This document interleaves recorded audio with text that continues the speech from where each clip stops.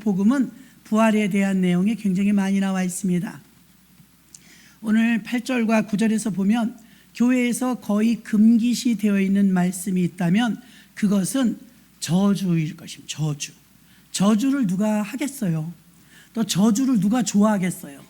저주란 말을 어떻게 선뜻하겠어요? 저주란 말을 거의 금기시 되어 있는 말인데 오늘 사도 바울은 본문 말씀 속에서 두 번이나 저주를 받아라. 아니 주의 종이 저주하는 사람입니까? 주의 종은 축복하는 사람입니다. 축복권이 있는 사람이에요. 근데 저주에 대한 이야기가 나옵니다. 이 저주를 받으라는 말이 왜 나왔을까? 왜 이런 말이 나와야만 했을까 하는 내용을 오늘 말씀을 통해서 알게 될 수 있을 것입니다. 갈라디아서 1장 1절에 보면 사람에게서 난 것이 아니요 사람으로 말미암은 것도 아니요 오직 예수 그리스도와 및 죽은 자 가운데서 그리스도를 살리신 하나님 아버지로 말미암아 사도된 바울은 하면서 죽은 자 가운데 그리스도를 살리신 하나님 이렇게 나와 있습니다. 부활을 말하는 것이죠. 그리고 자신이 사도가 된 것은 자신에 의해서가 아니라 하나님에 의해서라고 말하고 있는 것입니다. 죽은 자 가운데서 다시 살리신 그 그리스도, 하나님께서 그를 살리셨다는 것이고 그 예수님에 대한 내용이 복음인 것입니다. 바울이 전한 복음은 이렇게 그리스도의 부활이었고요. 그리고 그 복음을 전하다가 박해를 받고 그 복음을 전하다가 옥에 갇히고 그 복음을 갇히다가 결국은 순교하게 됩니다. 목숨을 바쳤다는 것입니다. 그는 부활의 복음을 전하는 사도로서 생명을 다하여 복음을 전했던 것을 알 수가 있습니다. 그러나 갈라디아서 오늘 읽었으니까 갈라디아 교회 이야기입니다. 갈라디아 교회에 문제가 생겼는데 그것은 뭐냐면 6절에 보니까 그리스도의 은혜로 너희가 부르신 일을 이같이 속히 떠나 다른 복음을 따르는 것을 내가 이상하게 여기노라. 교회에 다른 복음이 들어왔다는 거예요. 우리가 얼른 들었을 땐 다른 복음 그러면 뭐 불교, 마음의 뭐 미신, 무속 종교 그런 게 아닙니다. 똑같이 그 사람들이고 똑같이 그 안에서 예수도 믿으면서도 다른 복음이 침투했다는 것입니다. 위험한 일이죠. 그래서 헷갈리는 거예요. 성도들이 정체성이 흔들리는 거예요. 지금 영종도에 가면요, 저희가 결혼 초에 서울에서 살 때 바캉스를 간다 하더라고요. 그래서 어디 가나 하고 보니까 을왕리예요. 그걸 바캉스라고 왔는데 배를 타고요, 연안부두에서 배를 타고 들어가서 그 다음에 바닥이 닿으니까 작은 배를 또 옮겨 타래요. 그러니까 민박을 하니까 먹을 거 바리바리 싸고 아이 어리니까 짐이 얼마나 많아요. 배를 막 옮겨 타고 우여곡절 속에 도착했는데 물도 더러운 을왕리였어요. 서해안이니까요. 세월이 흘렀습니다. 40년이 지나가고 나니까 어떻게 됐냐면 지금은 세계에서 7번째 긴가요? 인천대교. 얼마나 멋집니까? 하늘 위를 이렇게 나는 것 같은 도로예요. 그 인천대교를 타고 한 30분도 안 걸려요. 여기서 30분도 안 걸리면 을왕리 영종도에 도착을 하죠. 지금 누가 배를 타고 갑니까? 영종도에 지금 누가 배를 타고 가요? 지금은 전부 도로가 영종대교, 인천대교 뻥뻥 고속도로가 뚫려가지고 자가용을 가지고 그냥 바로 을왕리까지 갈 수 있는 시대가 되었죠. 그 옛날에는 이제 배를 탔지만 지금은 배 타고 갈 필요가 없어요. 히브리서에서도 말했습니다. 내가 새롭고 산 길을 열었대요. 예수님이 십자가에 달리실 때 골고다라는 곳, 예수님이 달려셨던 언덕 이름이 해골처럼 생겼다 그래서 해골의 곳 골고다라고 불렀어요. 그 골고다라는 그 언덕 위에서 예수님이 운명하실 때 33살이셨습니다. 그 나이 안팎으로 되신 분들 봐요. 젊어요. 33살 되신 예수님께서 전날 밤 일평생 살면서 피를 딱 하루 흘렸죠. 이틀이죠. 목요일 날은 땀방울이 핏방울이 되도록 겟세마네 동산에서 기도하실 때 얼마나 심각하게 기도하셨냐면 핏줄이 다 터졌죠. 모세혈관이 파열돼서 기도하면 땀이 떨어지는 땀방울 속에 피가 섞여 나왔대요. 성경이 그렇게 말하고 있어요. 땀방울이 변하여 핏방울이 되었더라.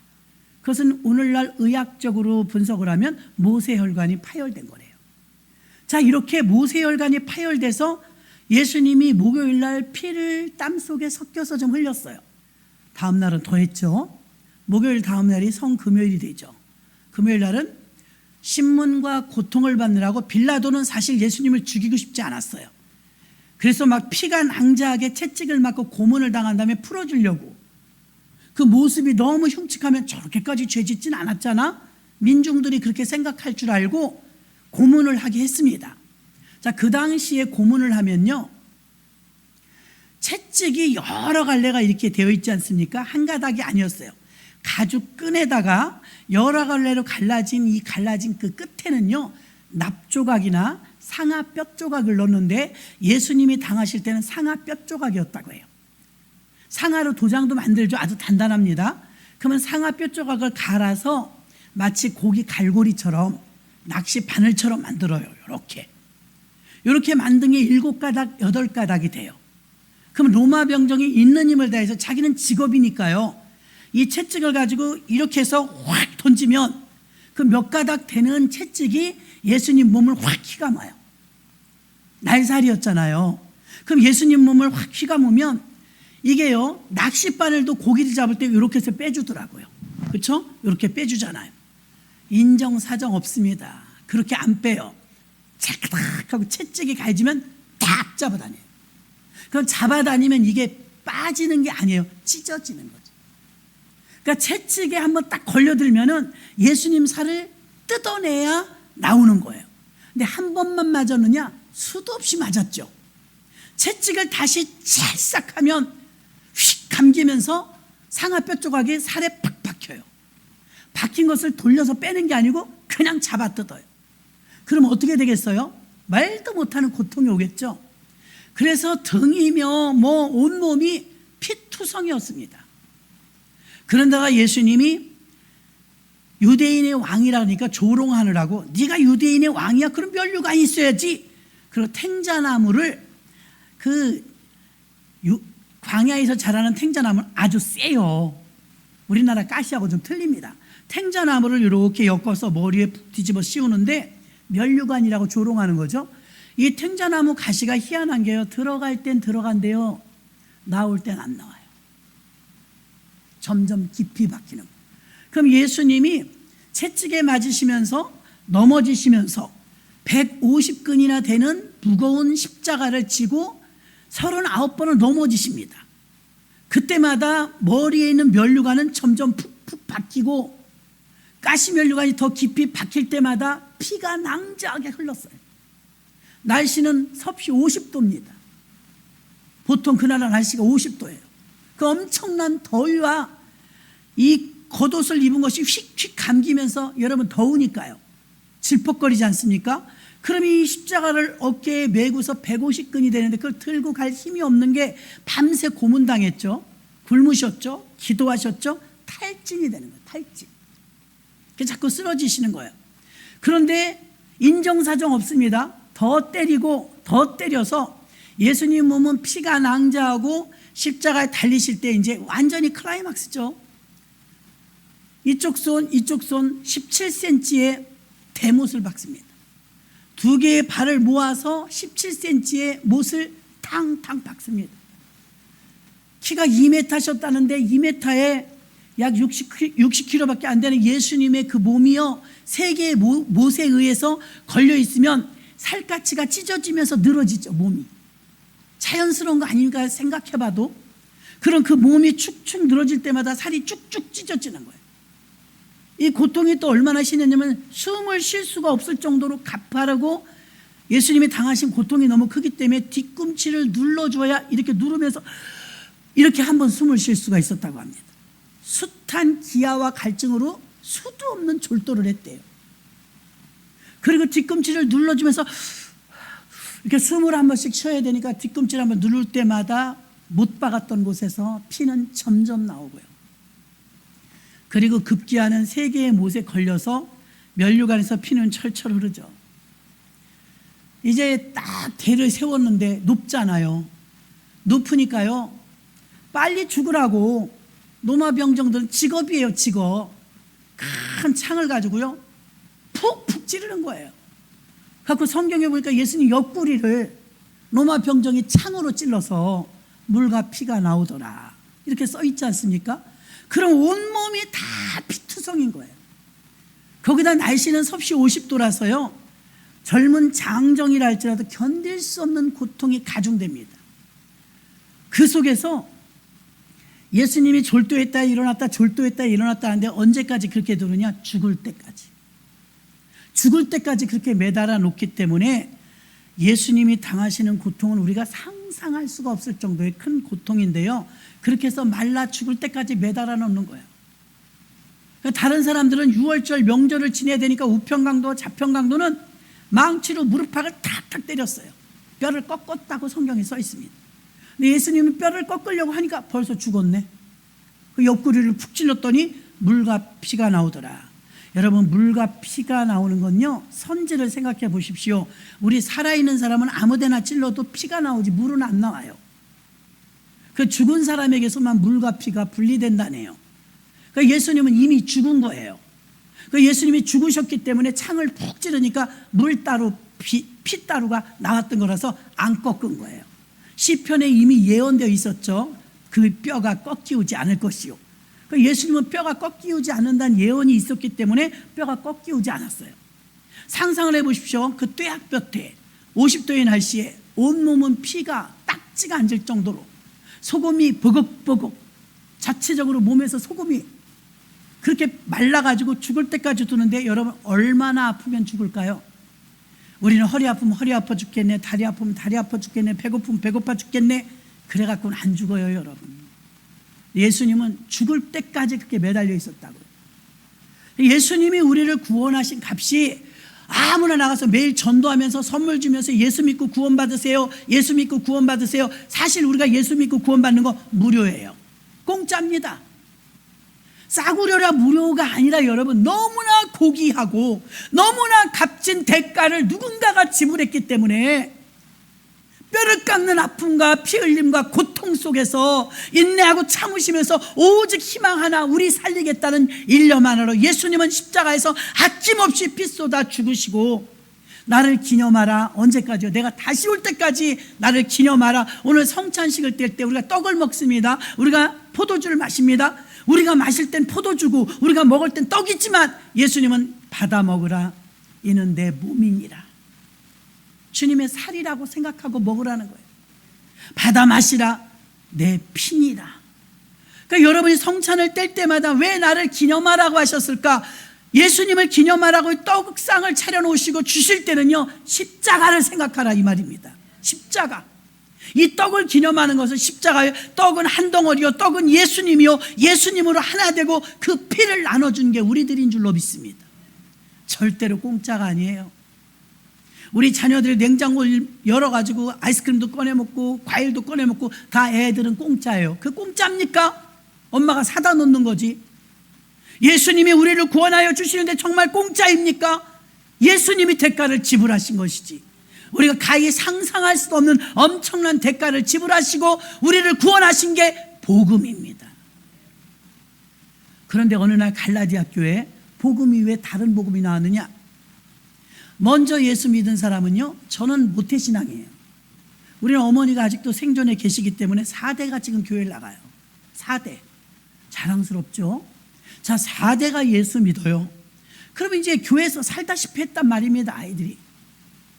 근데 요즘 예수 믿기 시작하신 분이 있을 거 아니에요. 몇 년. 한 달 된 사람, 1년 된 사람, 10년 된 사람, 이렇게 예수 믿은 지 얼마 안 된 분들 있을 거 아닙니까? 그런 분들하고는 아무래도 뼛속 깊이는 다르겠죠. 그렇지만 구원을 받는 데는요, 사복음서에서 말씀해 주셨습니다. 아침 9시에 출근한 사람과 정오 12시에 출근한 사람과 저녁 5시에 1시간 일하고 퇴근한 사람, 주인이 품삯을 어떻게 주나 보니까 다 똑같이 한 양을 줘요. 그러니까 아침에 온 사람이 속상해가지고 왜 똑같이 주냐? 내가 너하고 약속한 품삯이 한 양 아니냐? 여기선 물질로 비유되었지만요, 구원입니다. 구원. 5시에 온 사람도 구원받고 아침 9시에 온 사람도 구원받고 공평한 거예요. 천하인간의 어떤 인간도 자랑하지 못하게 하시려고 구원받는 것만큼은 예수님께서 피 흘려 죽으신 십자가의 사건을 믿습니다 하면 구원받습니다. 아무 조건도 없어요. 사람들은 말합니다. 아유, 그럴 리가 있나요? 착하게 살아야 구원받죠. 죄 짓지 말아야 구원받죠. 아유, 헌금 많이 해야 구원받죠. 예배 안 빠져야 구원받죠. 여러분도 그런 소리 들은 적이 있을지 모르겠습니다. 여러분, 그렇지 않아요. 헌금하고 교회 잘 나오고 기도하고 헌신하고 봉사하는 건 구원의 조건이 아니라 축복의 조건이에요. 그렇게 하면 복 받아요. 그래요. 여러분, 저는 결혼해서 아이들 밥 해주는데 한 번도 의무라서 한 적은 없어요. 애들을 밥을 해줘야 되는 게 아내의 도리요, 엄마의 도리입니다. 그렇게 누가 나를 강제로 옥죄어서 했다면 아마 지쳤을 거예요. 전 지금도 아이들 밥 해주는 게 힘들지 않아요. 힘 안 든 부모가 어떻겠어요? 기쁘다 이거예요. 기쁘다. 아이들을 기르면서 계속 밥을 해주고 옷을 빨아입히고 하는 게 누가 시켜서 한 것이 아니라 사랑하니까 저절로 되더라 이거예요. 그 예수 믿는 사람이 점점 신앙이 깊어지면 깊어질수록 어떻게 되느냐? 열심히 교회 나오고 열심히 기도하고 열심히 헌금하고 봉사하게 되더라 이 말입니다. 이건 저절로 따라오는 거예요. 주님의 십자가의 구원이 값지면 값지다고 느끼면 느낄수록 내 손과 발과 내 삶은 달라지는데 주님을 향하여 달려가는 줄로 믿습니다. 그런데 갈라디아 교회에 이상한 사람들이 생겼어요. 원래 교회 다니던 사람, 모태신앙들이에요. 뭐라고 말하냐? 당신 교회 나온 지 얼마 1년 됐으면 1년 됐어? 아유, 할례 못 받았겠네. 할례가 뭐예요? 나로 말할 것 같으면 할례 받은 사람이야. 할례가 뭔데요? 모세가 제정해 줬잖아. 아브라함도 그랬고 다 할례 받았지. 구약의 아브라함도 모세도 구약의 인물들 다윗도 다 할례 받았지. 예수님도 할례 받았는데 당신 할례 받았어? 할례 난 모르는데요. 예수 믿으면 구원받는다고 해서 교회 나왔는데요. 맞는 말이거든요. 근데 지금 영종도를 누가 배 타고 갑니까? 새로 난 길로 가죠. 예수님께서 골고다에서 피를 흘리고 운명하실 때 엘리 엘리 라마 사박다니 하면서 그가 운명하실 때요, 우르릉 쾅쾅 우르릉 쾅쾅 하면서 골고다에서 죽으셨는데 역사가 교회에서 일어났어요. 휘장이 있었는데요, 여러분이 앉아 계신 것은 성소, 이쪽에는 지성소, 커튼이 있었죠. 휘장 커튼이 있었는데 이게 보통 두꺼운 커튼이 아니에요. 인간의 힘으로 찢을 수가 없는 거예요. 마대포대 같은 거예요. 그런데 예수님이 운명하시는 그 순간 골고다에서 운명하셨는데 예루살렘 성전 안에서 갑자기 위에서부터 아래까지 휘장이 쫙 찢어졌대요. 성경에서 읽었죠. 히브리서에서. 믿으십니까? 휘장이 쫙 찢어지면 어떻게 돼요? 지성소에는 하나님만 계신 곳, 성소는 성도님들이 있는 곳이거든요. 휘장이 쫙 찢어지니까 지성소 안에 있는 법궤가 보이고 지성소가 열려버렸어요. 하나님이 계신 곳이며 대제사장만 들어갈 수 있는 거룩한 그 지성소가 열려버렸어요. 그것을 히브리서 기자는 뭐라고 말합니까? 새롭고 산 길이 열렸는데 그 길은 하나님께서 열어놓으신 길이요, 하나님과 우리 사이가 막혔었는데 이제 오픈됐다 이 말입니다. 하나님께 직접 갈 수 있는 길이 열렸다 이 말입니다. 누구 때문에? 십자가 때문에. 예수 때문에 하나님께 갈 수 있는 길이 열렸다 이거예요. 근데 어떤 사람이 와서 휘장을 다시 막아. 찢어졌네. 다시 막아. 다시 막는다면 바울이 똑같이 말, 이 저주를 받을 자야, 너는 왜 다른 복음을 전하느냐? 자, 복음을 전해야 되는데 예수 믿으면 구원입니다. 십자가에서 나를 위해 피 흘리신 예수님, 그분이 나의 죄를 대속하심을 믿으면 구원입니다. 무료예요. 초등학교 다니는, 유치부만 다녀도요, 교회 학교만 다니면 애들이 다 부르는 노래가 있어요. 돈으로도 못 가요, 하나님 나라. 어여뻐도 못 가요, 하나님 나라. 마음 착해도 못 가요, 하나님 나라. 믿음으로 가는 나라, 하나님 나라. 거듭난 자 가는 나라, 하나님 나라. 애들이 중얼중얼 노래 부르잖아요.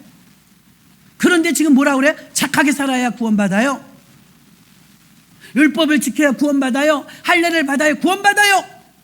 예수님이 그렇게 엄청난 대가를 지불하시고 죽으셨는데 왜 그걸 헛거로 만드냐 이거예요. 그걸 왜 수포로 돌아가게 만드냐 이거예요. 예수님께서 십자가에 달려 죽으심으로 단번에 제사 드려줬는데 다시 양을 끌고 와서 나 제사를 옛날처럼 드리려고요, 비둘기 가셔서 옛날처럼 제사 드려. 누가 그런 제사를 받는단 말입니까? 더 이상 피 흘리는 건 안 받는다 이 말입니다. 단번에 예수님이 드려준 제사, 어린 양 대신 예수. 더 이상 필요 없다 이거예요. 충분하다 이거예요. 예수님의 피 흘리심으로. 그러면서 우리가 내가 다시 올 때까지, 재림하실 때까지 기념하라. 무엇을요? 성만찬 예식을.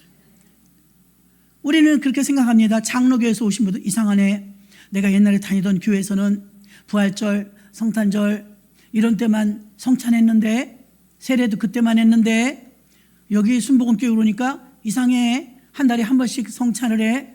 전 세계에서 가장 큰 교단이 오순절 교단입니다. 오순절 교단, 가장 큰 교회들이 오순절 교단입니다. 오순절 교단 유럽 쪽에 나가면요, 일주일에 한 번씩 성찬해요. 매주. 여러분, 성찬을 몇 번 해라는 성경에 써 있지 않아요. 죄가 관영한 세상이니까 코로나 때도 그런 생각했어요. 뜻있는 목사님들은 매주 성찬했대요. 코로나 때. 이게 왜 되니까요? 죄악이 관영한 세상에 성찬은 자주 하시면서 의미를 되새기는 게 좋은 줄로 믿습니다. 우리 교단에서는 어쩔 수 없이 순복음 교단 전부 첫 주에 성찬하니까 우리는 그 법대로 그렇게 하는 것입니다.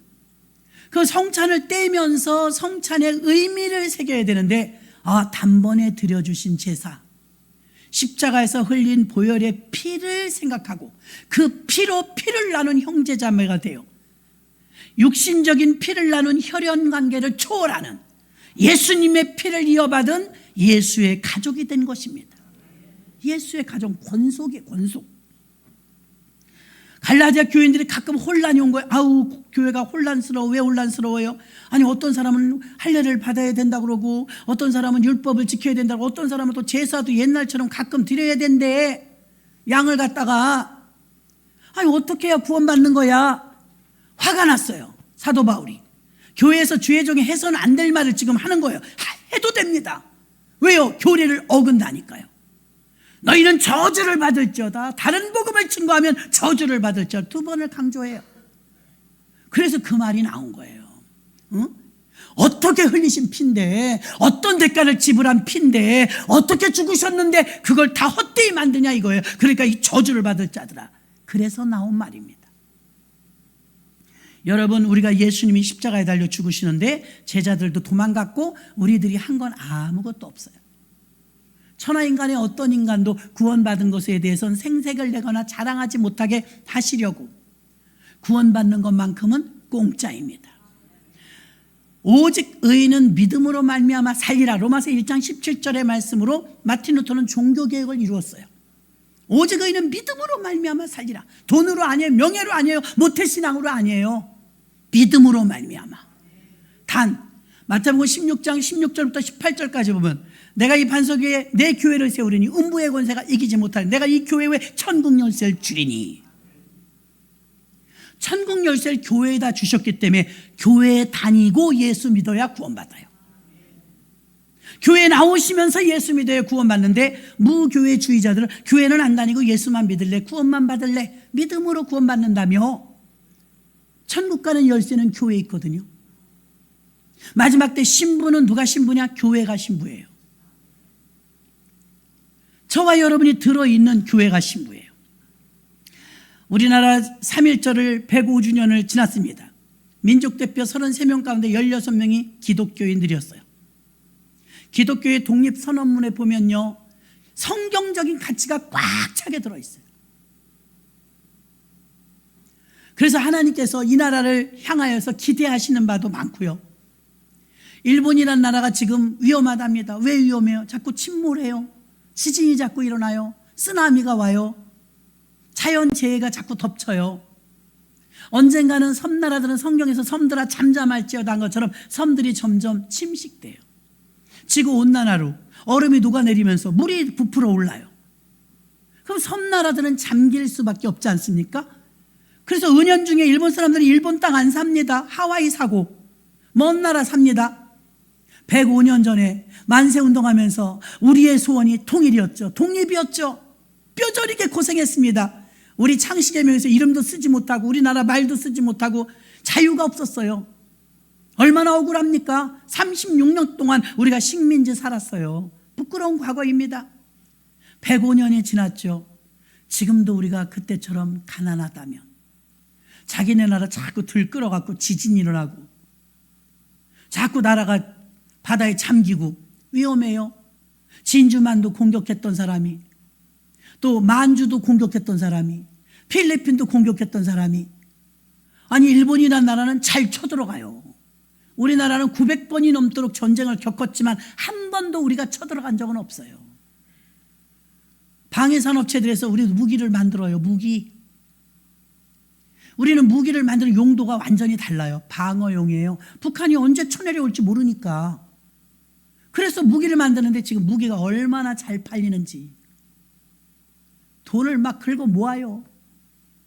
우리는 공산국가에 팔진 않죠.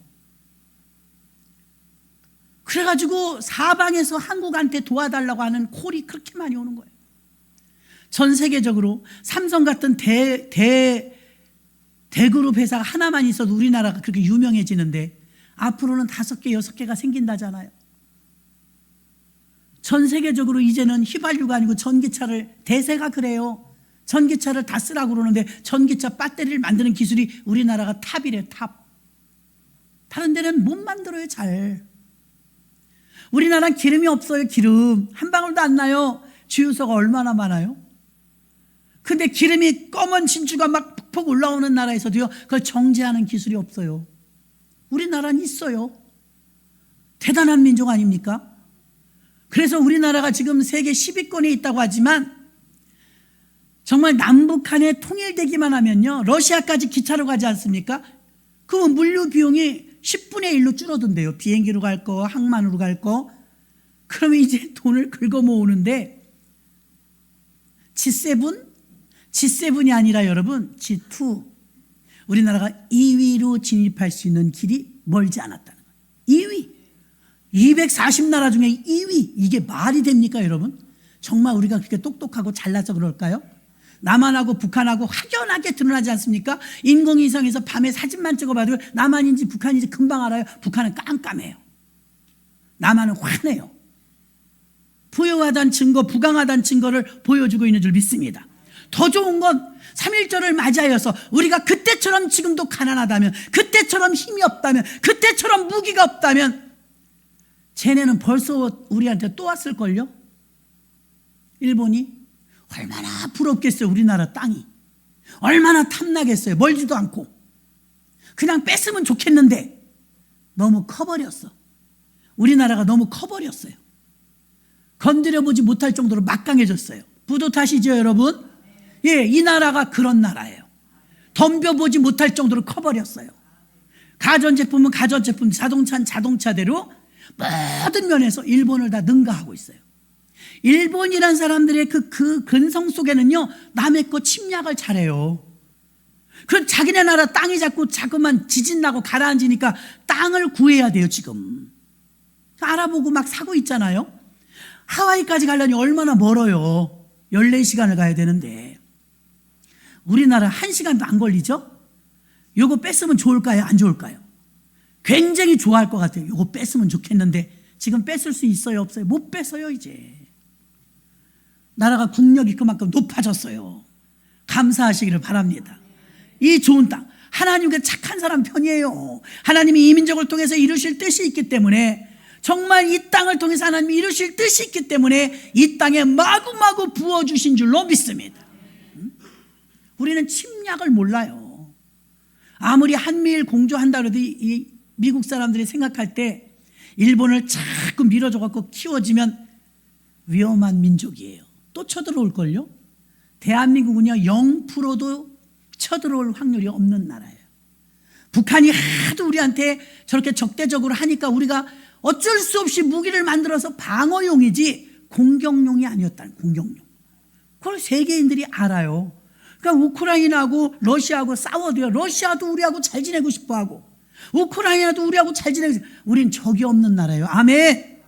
적이 없는 나라예요.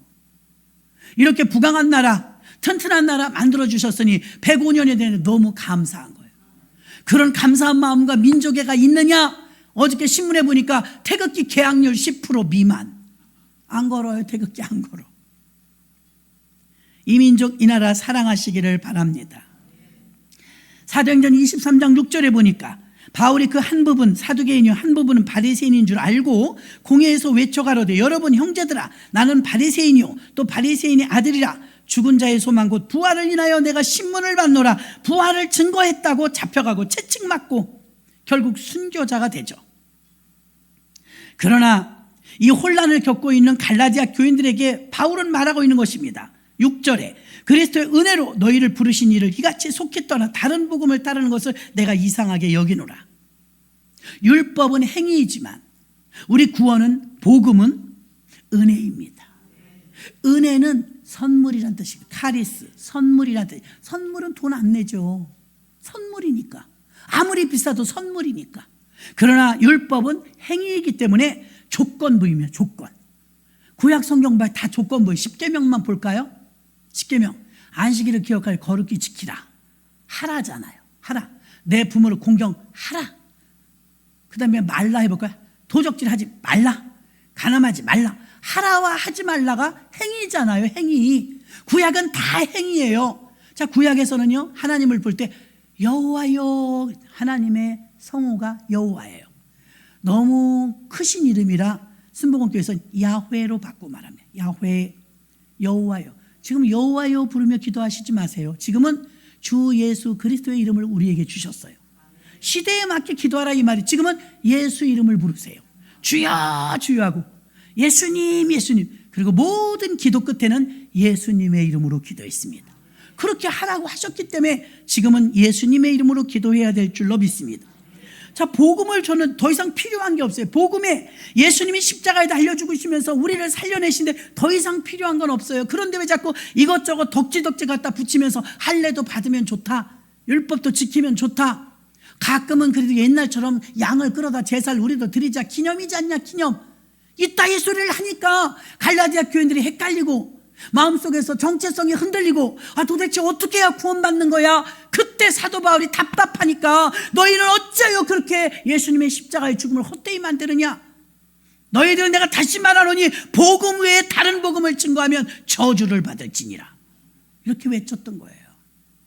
현대판 우리 교회도 보면 코로나 때 어려우니까 그런 것도 있어요. 임대료는 내야 되죠. 교회는 운영해야 되죠. 그래서 막 공부방을 섞어서 하시는 분, 국수집을 섞어서 하시는 분, 커피 파는 카페를 섞어서 하시는 분, 뭐 이렇게 어린이 과학 놀이기구를 하면서 교회, 상가 교회는 좀 이렇게 겸해서 하는 분들이 더러 계셔요. 제가 아는 어떤 분은요, 저가 할 때 같이 시작했던 것 같아요. 공부방을 운영하는데 공부방은요 나라에서 운영장을 받기 때문에 십자가 못 걸어놓게 합니다. 그러면 상가 같은 데서는요 주일날만 십자가 이렇게 걸고요 평일날 십자가 띈대요. 그거 참 힘든 일이죠. 얼마 전에 소식을 들으니까 뭐라면 이제 교회는 안 하고 공부방만 한대. 여러분, 오늘 제목이 뭐예요? 처음과 끝이 같은 복음이라. 성령으로 시작했으면 성령으로 맞춰야 됩니다. 성령으로 시작해서 교회를 시작했는데 마지막에 보니까 공부방만 남아, 대체의학만 남아, 침에 침 떠주는 것만 남아, 복지만 남아. 아니라 이거죠. 아니라 이거죠. 바울이 지금 막 열변을 토하는 거예요. 복음 외에는 다른 것으로 갖다 섞지 말라. 소금이 그 맛을 잃으면 밟혀 버릴 뿐이니라. 소금은 항상 짜야 돼요. 복음의 맛은 항상 똑같아야 돼요. 시대 따라 바뀌어요? 코로나 때문에 바뀌어요? 그렇지 않다는 것입니다. 갈라디아서 2장 16절에 보니까 갈라디아 교회에 다른 복음이 들어왔습니다. 사람이 의롭게 되는 것은 율법의 행위에서 난 것이 아니요. 의롭다 이 말은요, 판사가 재판관에서 3번 치면서 무죄 선언, 무죄 선언이 의예요. 근데 우리는 사실 죄 없는 사람 손 들어보면 저부터 없어요. 다 죄인이거든요. 믿음으로는 우리가 의인입니다. 예수 십자가의 피 흘림을 믿는다면, 여러분 믿습니까? 믿으면 우린 믿음으로 의인인 줄로 믿습니다. 그래서 여기는 율법에서 행위에 난 것이 아니오 오직 예수 그리스도를 믿음으로 말미암는 줄 아는 고로 우리도 그리스도 예수를 믿나니 이는 우리가 율법의 행위에서가 아니고 그리스도를 믿음으로 의롭다함을 얻으려 함이라. 율법의 행위로서는 의롭다함을 얻을 육체가 있대요 없대요? 없느니라. 다른 복음은 사람들이 만들어 놓은 복음인 것입니다. 성경에 계시된 예수 그리스도에게서 나온 것이 아니고 사람에게서 나온 것입니다. 다른 복음에 대해서 지금 저주를 하면서까지 바울은 아주 강하게 비판하면서 복음을 외치는데, 여기서 경각심을 가지고 경고할 때 들어야 될 것입니다. 다른 복음을 따르는 것이 왜 위험합니까? 주님이 거저 주신 은혜를 불신하는 거예요. 배신하는 거예요. 다시 할례로 가요? 다시 율법으로 가요? 다시 제사로 가요? 그렇다면 주님이 우리에게 무상으로 준 선물을 폐기하는 거죠. 사도행전 15장 1절에 이렇게 나와 있습니다. 어떤 사람들이 유대로부터 내려와서 형제를 가르치되 너희가 모세의 법대로 할례를 받지 아니하면 보세요, 구원을 얻지 못하리라 하니 말이 되냐고요. 이게 다른 복음이라는 거예요. 불교라서 다른 복음이 아니에요. 신천지라서 다른 복음이 아니라 똑같이 교회 안에 있는 사람이고 선민인데 모세의 법대로 할례를 받지 아니하면 너희가 능히 구원을 받지 못하리라 하는 사람도 있다잖아요. 여기다 대고 지금 바울이 외치는 거예요. 너희는 저주를 받을지어다. 예수님이 어떻게 값을 치르고 우리에게 구원을 주셨는데 그따위 말을 하느냐, 그 말입니다. 에베소서 2장 8절도 너희가 그 은혜로 인하여 믿음으로 말미암아 구원을 얻었나니, 구원은 믿음으로 받는 것입니다. 이것이 너희에게서 난 것이 아니요 하나님의 뭐래요?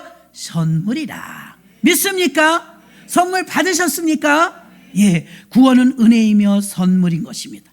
율법과 복음의 차이가 그렇게 나는 것이에요. 율법은 행위고 복음은 은혜예요. 은혜는 무료인 것입니다. 무료지만 주님은 대가를 지불하셨다고 아까 설명을 해드렸습니다. 에베소서 1장 7절, 우리가 그리스도 안에서 그의 은혜의 풍성함을 따라 그 피로 말미암아 구속고 죄사함을 받았느니라. 무엇으로 구원받아요? 피로. 주님의 피로. 에베소서 2장 5절, 허물로 죽은 우리를 그리스도와 함께 살리셨고, 부활이죠. 너희가 은혜로 구원을 얻은 것이다. 은혜는 선물, 공짜. 공짜이지만 싸구려라 공짜가 아니라 주님의 가치가 너무 귀하기 때문에 그렇게 비유하신 것입니다. 사람이 구원받는 것은 오직 은혜인 것입니다. 십자가에서 예수의 피로 죄사함을 받게 된 것이 은혜입니다. 값없이 주어지는 은혜인 것입니다. 그래서 한 달에 한 번 성찬을 떼실 때 가능하면 빠지지 마시고 매번 주보해 나가요. 성찬이니까 한 번도 빠지지 말고 오세요. 나는 그 은혜에 여러분을 혜택을 주어주기 위해서 그렇게 목청껏 성찬 예배는 빠지지 마라 더더욱 말하고 있는 것입니다. 이 은혜의 복음으로 부르신 그리스도를 버리고 속히 떠나 다른 복음을 따르는 갈라디아 교인들에게 애가 타니까 사도 바울이 외치고 경각심을 주게 하기 위해서 너희는 안 그러면 저주를 받는다, 그렇게 외치고 경고한 것입니다.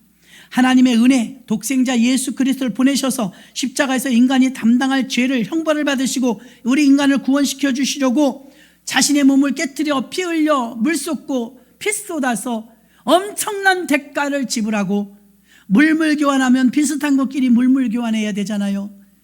하늘의 황태자신 예수 그리스도와 보잘것없는 나와 바꿔주신 거예요. 누가 믿죠, 여러분? 하나님이 믿져요. 여러분이 자기 자신을 봐도 아우 내가 믿지는데 이런 분 없을 거예요. 예수님의 보배로 오신 그 생명과 죄 많은 나의 생명과 바꿔주시는 그것을 우리는 그냥 받았으니 은혜라고밖에 말할 수 없는 것입니다. 어떤 인간이 내가 열심히 믿었더니 열심히 헌금했더니 열심히 내가 봉사했더니 구원받았네, 그거 다른 복음입니다. 다른 복음. 오늘 여러분은 분명하게 다른 복음과 진짜 복음을 분별할 줄 알아야 합니다. 다른 복음은 저주를 받습니다. 착하게 살아야 구원받는다고 그렇게 말하지 마세요. 착하게 살면 복 받아요. 열심히 봉사했더니 구원받았다고 그렇게 말하지 마세요. 열심히 봉사하면 건강해지고 복 받아요. 행위는 복에 관련된 것이지 구원에 관계된 것은 아닙니다. 아무리 아직은 내가 죄를 해결하지 못했어도, 아무리 내가 아직 끊을 걸 끊지 못했어도, 내가 더러 예배를 좀 빠졌다 할지라도 구원받는 데는 여러분이 지금 교회 안에 와서 그럼에도 불구하고 나는 그 예수를 믿습니다 하면 구원받는 거예요. 아무리 어려워도 힘들어도 교회를 떠나지 마시고 계속 나오시면서 은혜 받으시기를 바랍니다. 그게 여러분이 살 길인 줄로 믿습니다. 바울은 단호하게 말했습니다. 7절에서도 다른 복음은 없나니, 다만 어떤 사람들이 너희를 교란하여 헷갈리게 해서 그리스도의 복음을 변질되게 하려 함이라. 단호하게 말했습니다. 다른 복음은 없다. 복음은 한치의 타협이나 대화의 여지가 남겨주지 않는 냉철한 수직적 관계의 진리인 것입니다. 잘못된 복음은 무엇입니까? 정체성을 분열시키면서 교회를 분열시키는 것입니다. 율법의 행위나 또한 할례의 행위로서 구원받을 수 없다는 것입니다. 그러므로 우리 말씀을 정리합니다. 왜 강력하게 저주를 2번씩이나 외치면서 그랬을까? 그 정도로 속이 터지는 거예요. 예수 믿는데 왜 자꾸 문을 좁히냐 이거예요. 양의 문으로 넓게 열어놨는데. 그래서 여러분들이 마음속으로 오늘 성찬을 떼실 때 이 떡이 아니구나. 이 포도주가 아니구나. 예수님께서 받아 먹으라, 받아 마시라. 내 피와 내 살이니라. 그래서 너와 나가 하나 되자 이 말입니다.